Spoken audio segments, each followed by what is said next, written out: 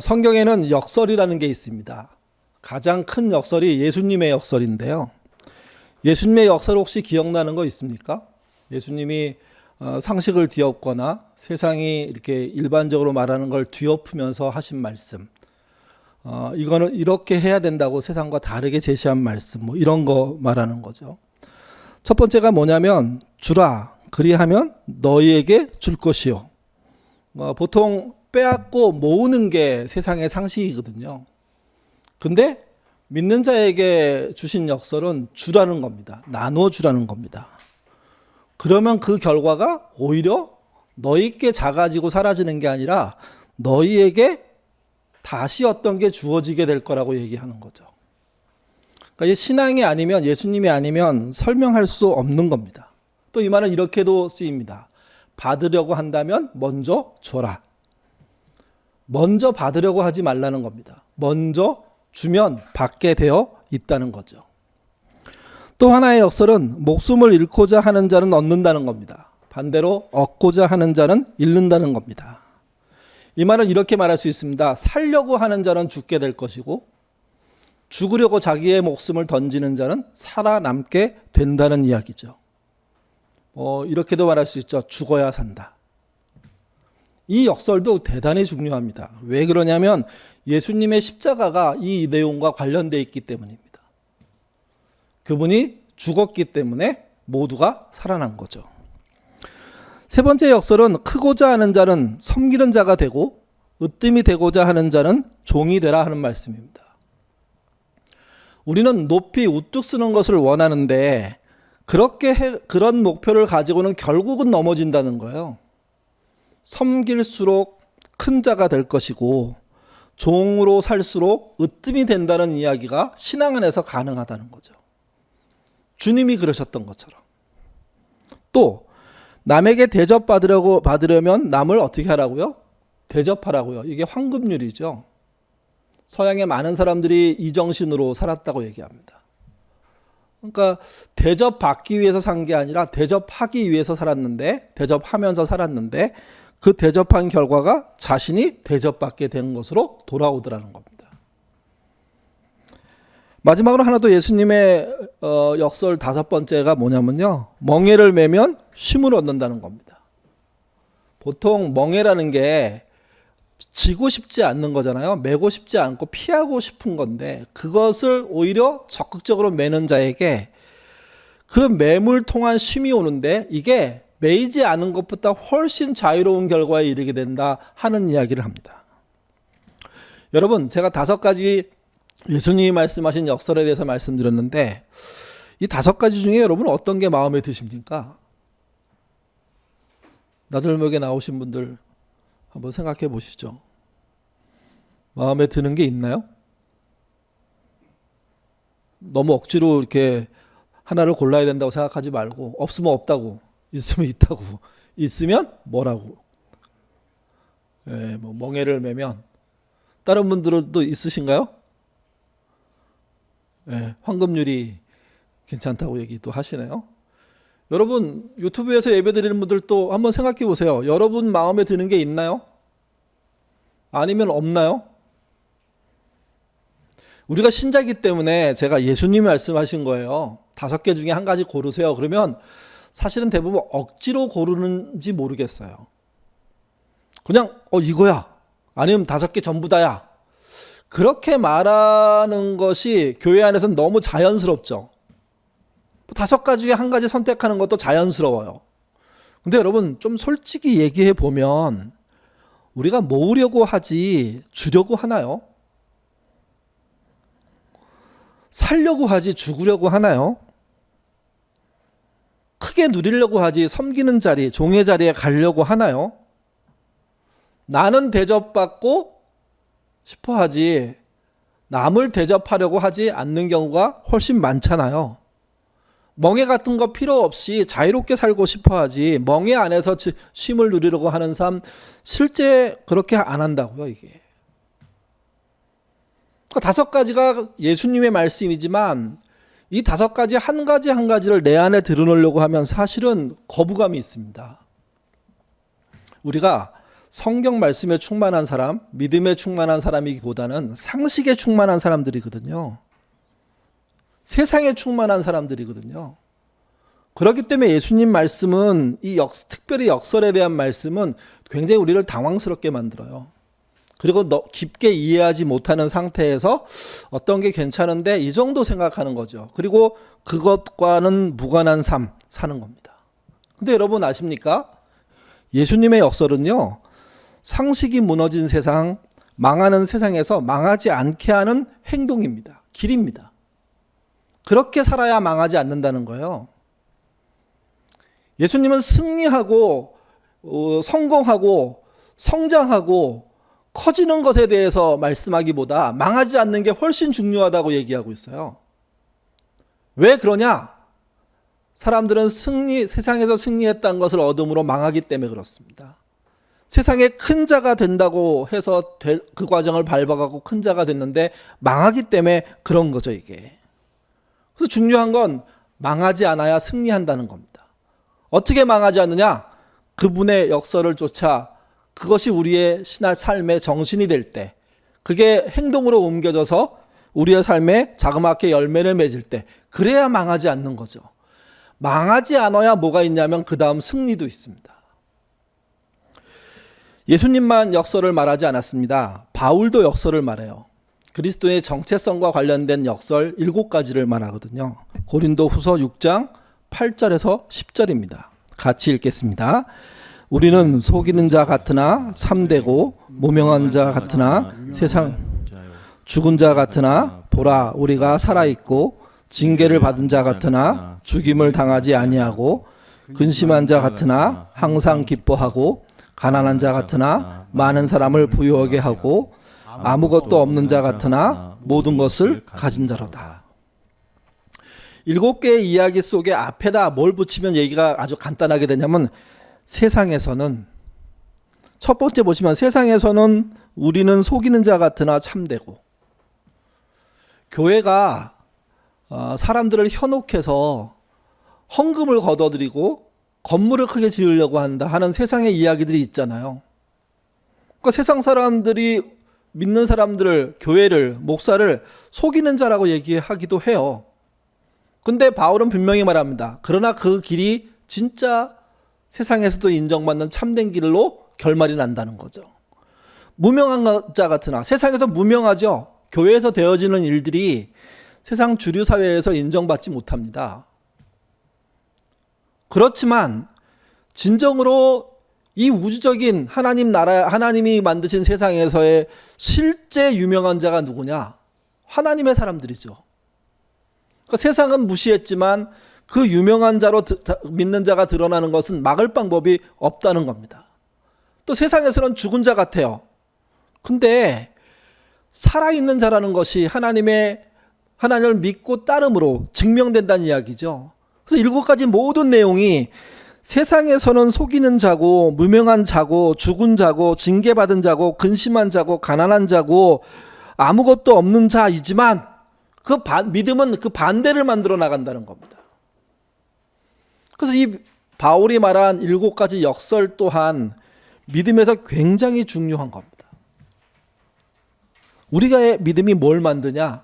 이 역설을 이루는 삶을 사는 거거든요. 여러분, 우리가 진정으로 참되고 진정으로 참 유명한 자가 되며 진정으로 살아있고 진정으로 죽임당하지 않으며 진정으로 기뻐하고 진정으로 많은 사람들을 부유하게 하는 자로, 또 모든 것을 가진 자로 살게 된다는 것을 믿으십니까? 바울의 역설은 우리가 가져야 될 믿음을 말하는 겁니다. 이건 허투루의 믿음, 어거지의 믿음, 억지의 믿음이 아닙니다. 말씀대로 살아갔을 때 하나님이 이루어 주신다는 결론에 이르는 믿음을 말하는 거예요.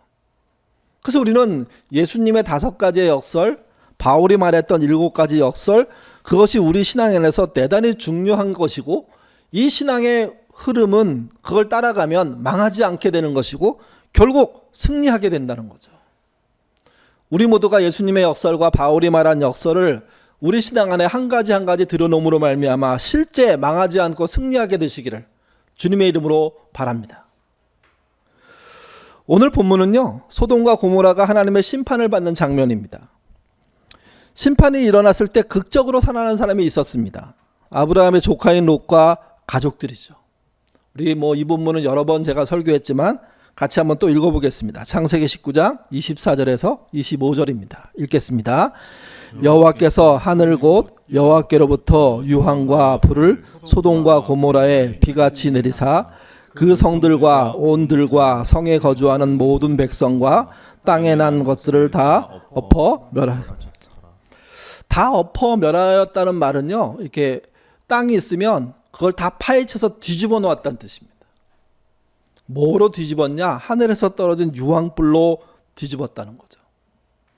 이 본문을 그냥 그대로 읽으면 어떤 마음이 드냐면, 하나님은 심판을 하시는구나. 근데 하나님의 심판의 특징이 있어요. 하나님의 심판은요, 분명히 심판하시지만 오래 참은 후에 하십니다. 오래 기다렸다가 하십니다. 경고하고 또다시 경고하고 또다시 경고하고 또다시 경고하는 일들이 여러 차례 반복되고 난 다음에 그런 기회를 심판받지 않도록 줬음에도 불구하고 그들이 그 자리에 머물거나 그것보다 더 악하게 나가기 시작하면 하나님이 심판하시는 겁니다. 그래서 이런 면이 있어요. 하나님의 심판은요, 어쩌면 어쩔 수 없어서 하시는 거예요. 하고 싶지 않지만 사람이 도저히 변화되지 않으니까, 더 내버려두면 더 망가지니까, 그러니까 심판하시는 거예요. 그렇기 때문에 하나님께 심판을 받은 사람이다, 그런 도시다, 그런 나라다 라는 그런 이야기를 듣게 되는 것은요, 조그만 오명이 아니라 엄청난 오명입니다. 왜? 하나님은 심판하시기는 하지만 쉽게 하지 않으시거든요. 또 한 가지는, 하나님은 심판을 하시면서도 그 안에서 믿음이 보여주는 역사를 보여주시는 분입니다. 소돔과 고모라 사건이 특별히 그렇습니다. 왜 그러냐면 아브라함의 믿음으로 롯 그 가족들이 살아나기 때문에 그렇습니다. 우리는 이렇게 배웠잖아요. 믿음으로 구원받는다고요. 아무리 유명한 아브라함도, 아무리 유명한 에스겔도, 아무리 유명한 다니엘도 자기의 믿음으로 자기만 구원받는다고요. 근데 이 본문에서는 어떤 걸 보여주냐면, 아브라함의 믿음이 누구에게 영향을 주냐면 롯과 롯의 가족들에게 영향을 줘서 당장 죽지 않고 구원받는 결과를 이루게 돼요. 그래서 이 안에 믿음이라는 게 세상에서 뭘 보여주느냐, 특별히 심판의 자리에서 뭘 보여주느냐, 어떤 역사를 만들어내느냐, 그걸 알려주는 본문이 우리가 읽었던 창세기 19장 이야기예요.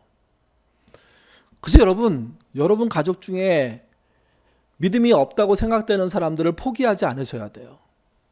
아브라함처럼 생각하시고 매달려야 돼요.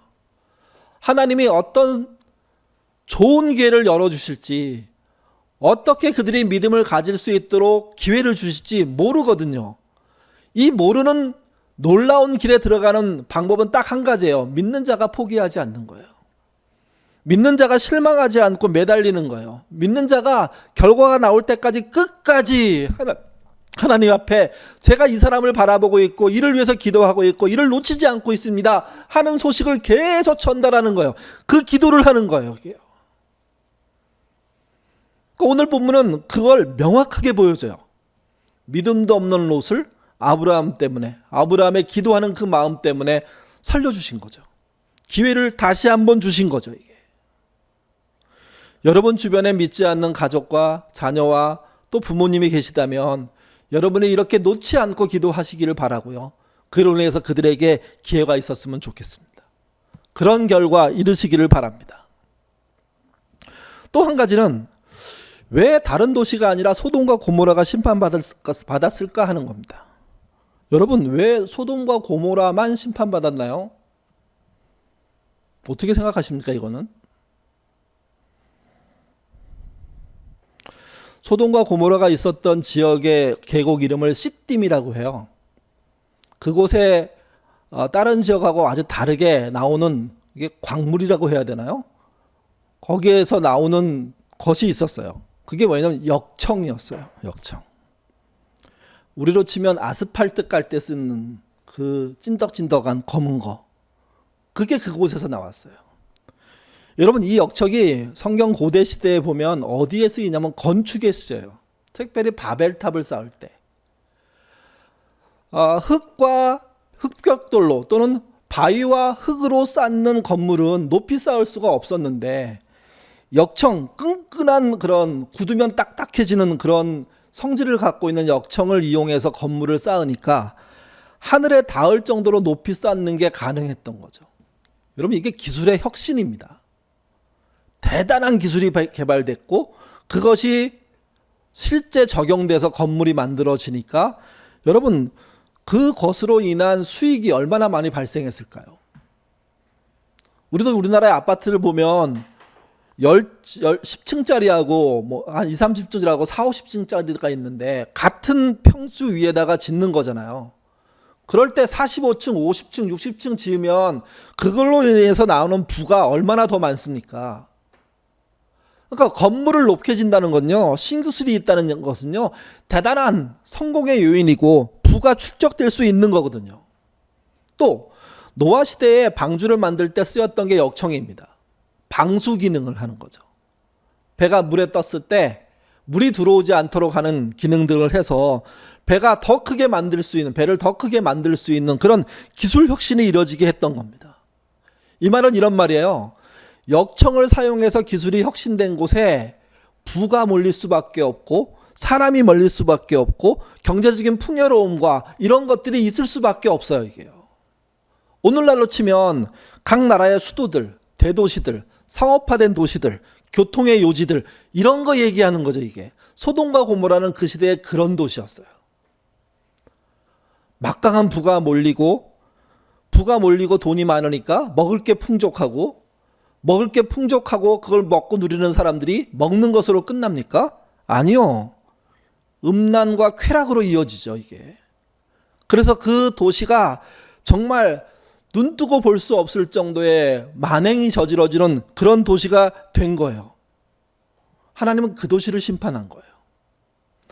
아무 도시나 막 심판하지 않으십니다. 하나님은요. 잘못 가고 있는 도시, 파괴하고 있는 도시, 여러분, 돈으로 음란이 벌어지면 얼마나 많은 사람들이 착취당할까요? 성적인 노예가 될까요? 성으로 팔리고 사고하는 일들이 가능할까요? 그런 사회 속에 도시가 오래되면 결국은 하나님이 심판하실 수밖에 없어요. 더군다나 그곳에는 의인이 단 한 명도 없었잖아요. 그게 무슨 말입니까? 선한 영향력을 끼칠 수 있는 존재가 단 한 명도 존재하지 않는 도시가 어디냐? 소돔과 고모라라는 거예요. 결국 유황불이 떨어져서 다 태워버립니다. 그리고 그곳이 뭐가 되냐면 사해가 돼요. 사해 수심이 392m 정도 되거든요. 그 사해 물 전체가 뭡니까? 소금물 아닙니까? 그래서 물로서는 역할이 끝난 죽음의 호수가 되어버리고 말았습니다. 그게 소돔과 고모라입니다. 여러분, 소돔과 고모라가 심판받은 이유를 기억하셔야 돼요. 우리 주변에 기술이 발전되고요, 돈과 사람이 모여드는 곳 있지 않습니까? 거기 조심해야 됩니다. 먹고 마시고 그걸로 끝나지 않고 쾌락으로 이어지고 음란에 빠지는 도시, 그게 현대판 소돔과 고모라죠. 이게.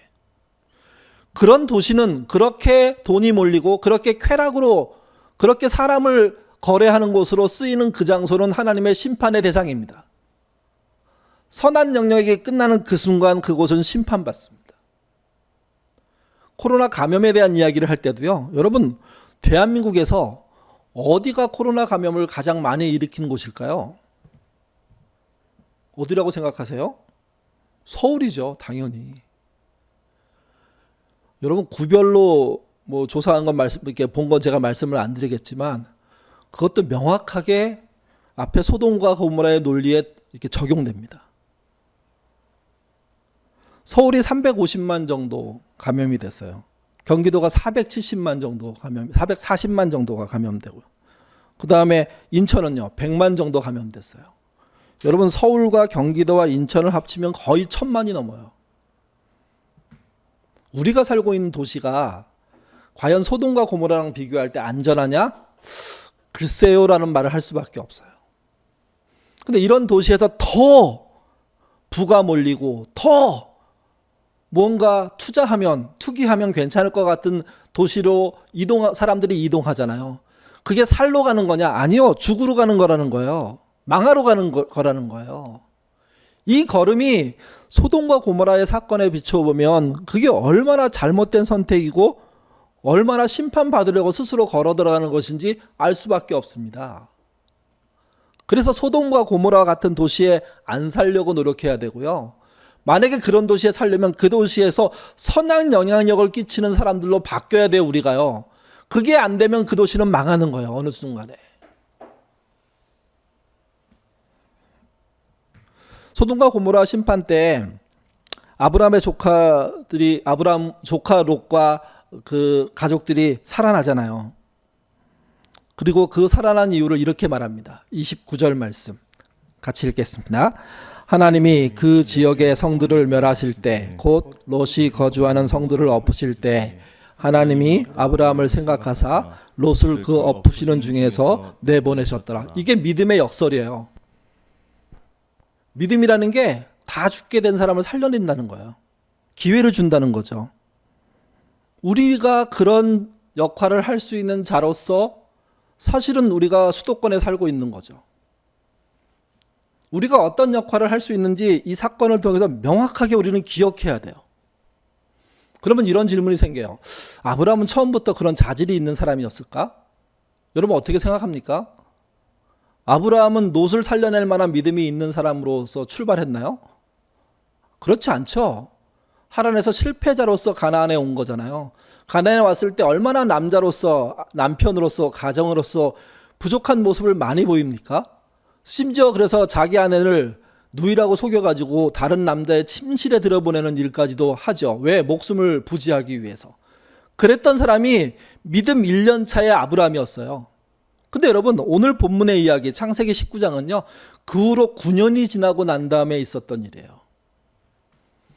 9년 만에 믿음이 자기 조카 롯을 믿음 없는데 살려낼 수 있는 만큼 성장한 거예요. 아브라함 믿음은 점점 더 좋아져요. 그래서 나중에 가서는 자기의 결함들을 전부 이렇게 아름답게 매듭짓고 인생을 끝내거든요. 그래서 그를 부르는 별명이 뭐가 됐냐? 믿음의 조상이 된 거예요. 여러분, 이분을 믿음의 조상으로 우리가 받아들이는 우리들의 입장에서 이분이 걸어갔던 이 믿음의 성장, 그게 우리에게 나타나야 된다는 사실을 잊지 않으셔야 돼요. 그리고 우리 주변에 소돔과 고모라로서 망하고 있는 그곳에서 우리의 사람들이, 우리의 가족들이 있을 때 우리는 살려낼 수 있는 그런 믿음의 역사를 갖고 있는 사람이라는 사실을 놓치지 않으셔야 돼요. 이 자부심, 이 믿음에 대한 내용, 이 선물로 주신 은혜를 못 누리고 사는 게 요즘 오늘 이 땅에 있는 사람들이죠. 우리의 선한 영향력이 뭡니까? 누구 몇 푼 도와주는 게 아니에요. 누구의 영혼, 누구의 몸을 다시 살릴 수 있는 기회를 나눠줄 수 있는 역할을 누가 할 수 있느냐? 우리가 할 수 있는 거죠. 이게 기독교인이 말하는 선한 영향력이에요. 그 영향력을 누가 갖고 있습니까? 저와 여러분이 갖고 있는 겁니다. 우리가 망하지 않으려면, 우리가 정말 사라지지 않으려면 이 능력을 우리 일상에서 사용하셔야 돼요. 어떻게 사용할 것이냐? 어떤 방법으로 사용할 것이냐? 개인적으로 좀 다를 수 있어요. 근데 그 방법을 개발해 놓으셔야 돼요. 찾아가셔야 돼요. 아브라함처럼 끈질기게 붙잡고 계셔야 되는 거예요. 여러분 믿음의 연수가 몇 년 되셨습니까? 아브라함은 믿음 9년 차에 이런 일들을 했습니다. 우리 안에 9년 차가 넘어가는 사람이 있다면, 물론 아브라함 시대하고 다른 면이 많이 있지만 우리의 믿음이 이만큼 크지 못하는 거에 대해서 무언가 우리 안에 죄송함이 생겨야 돼요. 미안함이 생겨야 돼요. 10년, 20년, 30년, 40년 차가 되셨다면, 그런데도 이런 믿음이 생기지 않았다면 우리가 뭔가 크게 잘못하고 있는 거예요. 그 잘못의 가장 큰 점이 뭔지 아십니까? 믿음을 마음으로만 생각하시는 거죠. 행동으로 생각하지 않고. 아브라함의 놀라운 믿음의 특징이 뭡니까? 마음으로 믿는 것을 손과 발로 행동으로 옮겨낸 겁니다. 이게. 물론 마음이 중요해요. 선한 영향력을 끼치려면 마음밭이 갈아엎어져야 됩니다. 마태복음에도 하는 말이잖아요. 마태복음 13장 23절에 보면 같이 읽겠습니다. 좋은 땅에 뿌려왔다는 것은 말씀을 듣고 깨닫는 자니 결실하여 혹 100배, 혹 60배, 혹 30배가 되느니라 하시더니, 씨앗이 발아에서 열매를 맺는 어떤 원칙이지만, 법칙이지만, 또 씨앗마다 좀씩 다르긴 하지만, 명확한 것은 씨앗은 하나를 심어가지고 한 개가 나지 않는다는 겁니다. 자신의 적어도 오늘 본문으로 따지면 30배, 60배, 100배라고 표현하는 식으로 무언가 확장성 있는 열매를 맺었다고 얘기하죠. 우리의 선한 영향력이라는 게 행동으로 나타나면, 좋은 마음으로 나타나는 게 아니고요, 그냥 생각으로만 나타나지 않고 진짜 행동으로 옮기기 시작한다면 그런 열매들이 맺히는 거죠. 이때 좋은 땅의 특징이 뭔지 아십니까? 말씀에 의해서 갈아엎어진 겁니다. 뒤집어지는 경험들, 뒤엎어지는 경험들을 계속 해나갈 때 결국 거기에 심겨진 존재들이 30배, 60배, 100배로 열매 맺게 되는 결과에 이르게 되는 거죠. 우리는 그런 가능성을 갖고 있는 사람들입니다. 망하지 않도록, 승리하도록, 살아남도록, 영원히 살도록 이미 그 길에 들어선 사람들입니다. 근데 왜 이 길에서 망할까요? 행동하지 않기 때문입니다. 말로만 생각하기 때문입니다. 여러분, 5월 한 달 동안 진짜 우리가 어떤 선한 영향력을 끼쳐야 할지 한번 골똘히 생각해 보십시오. 그리고 나를 뒤집어 놓으신 하나님의 은혜를 쫓아 그 은혜로 나온 내 선한 영향력을 행동으로 보여주시면 그것이 세상에서 새로운 열매로 맺히는 결과에 이르게 될 것이거든요. 첫 번째는 망하지 않기 위해서 그걸 하는 것이지만, 그걸 함으로 진정한 승리와 은총들이, 권능과 지혜들이 드러나게 돼 있습니다. 선한 영향력이라는 것을 행사하시는 저와 여러분 됐으면 좋겠습니다. 그러기 위해서 먼저 나를 뒤집으셔야 됩니다. 뭘로? 그분의 말씀으로. 그 말씀은 나를 기경한다 그러죠. 경작한다 그러죠. 갈아엎는다 그러죠. 그래서 좋은 땅이 돼 주셔야 됩니다. 그리고 그걸 어디다 쓸까요? 여러분, 5월이 가정의 달이니까 여러분 주변에 혹시 가정이 붕괴된 사람들 없나요? 붕괴된 가정들, 그 가정 속에 사는 이웃들이 누구인지 한번 확인해 보시고 그들에게 물질이든 마음이든 함께 식사함이든 좋은 권면이든 써보시기를 바랍니다. 만나서 밥 사주고 난 다음에 예수 믿으세요, 이렇게 말하지 않으셔도 돼요. 그냥 당신이 생각나서 정말 마음속에 기도하다가 밥 한 끼 먹으려고 왔다고, 밥 먹을 형편이 안 된다면 조그만 용돈을 지어주면서 힘내라고 기도하고 있다고, 그런 메시지를 한번 전달해 보시면 좋을 것 같아요. 그런 메시지가 믿는 사람이 행동으로 이어가기 시작할 때 여러분의 사는 도시가 소돔과 고모라가 안 되는 거예요. 신자들이 말로만 믿고 있고 행동으로 아무것도 안 할 때 내가 사는 도시가 소돔과 고모라가 되는 거죠. 결국 심판받게 되는 거죠. 망하지 않는, 정말 여러분의 삶의 터전들이 흥황하게 되는 그 출발이 여러분의 마음을 갈아엎고 여러분의 주변에게 선한 영향력을 끼치는 것임을 잊지 않고 도전해 보시는 5월 되시기를 주님의 이름으로 부탁드립니다. 기도하겠습니다. 자비로우신 아버지 하나님, 은혜와 사랑을 감사합니다. 오늘 또 하나님의 사람들이 이곳에 모여서 주의 말씀을 나누고 함께 기도하는 시간을 가집니다. 하나님 함께해 주셔서 우리의 믿음이 말과 생각과 관념에 머물지 않고 행동으로 이어질 수 있도록 하나님 인도하여 주옵소서. 아브라함의 믿음은 9년차 되는 해에 롯을 위해서 기도했을 때 롯이 소돔과 고모라에서 살아날 수 있었습니다. 우리의 믿음의 힘이라는 것이 이 정도임을 보여주는 예가 됩니다. 우리가 그럴 가능성을 갖고 있는 사람이라는 사실을 알게 하시고 우리 믿음의 조상이 보여준 이 믿음의 행동들을 우리가 해낼 수 있도록 하나님 인도하여 주옵소서. 우리가 이런 행동을 하지 못할 때, 이런 선한 영향력을 끼치지 못할 때 결국 우리가 속한 도시가 심판받을 수밖에 없습니다. 우리의 책임을 다하지 못하기 때문입니다. 그럴 때 우리는 세상을 욕할 수 없습니다. 우리 때문에 세상이 망하기 때문입니다. 오늘날 교회가 있으나 마나한 존재가 되는 것은 결국은 이 도시들이, 그들이 있는 그곳들이 망할 수밖에 없게 됐다는 신호인데, 다시 한번 우리가 정신을 차리고 깨어 있어서 정말 제대로 된 선한 영향력을 끼치는 자로 거듭나는 그런 기회 될 수 있도록 인도하여 주옵소서. 5월 가정의 달입니다. 우리 주변에 붕괴된 가정 속에 있는 사람들을 기억하게 하시고 그들에게 어떤 선한 영향력을 끼칠지 한번 생각하고 실제 행동하는 우리 모두 되도록 도와주옵소서. 감사하며 예수님 이름으로 기도드립니다. 아멘.